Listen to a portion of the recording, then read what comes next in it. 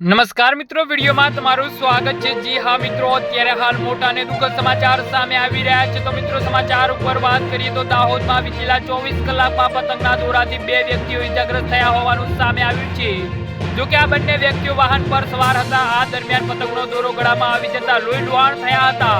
આ બનાવમાં સદભાગ્યે કોઈ જાનહાનિ બનવા પામી નહોતી। જી હા મિત્રો, અત્યારે હાલ મોટા સમાચાર સામે આવી રહ્યા છે।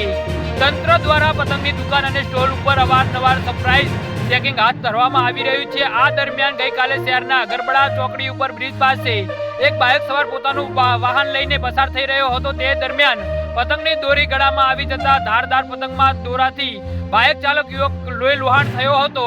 આ દરમિયાન ઘટનાની જાણ તેના મિત્રોને થતા મિત્રો પણ ઘટના સ્થળે દોડી આવ્યા હતા અને લોહી લુહાણ અવસ્થામાં ઇજાગ્રસ્ત બાઇક ચાલકને દાહોદના ઝાયડસ હોસ્પિટલ ખાતે ખસેડવામાં આવ્યું હતું, જ્યાં હાલ બાઇક ચાલક સારવાર હેઠળ છે।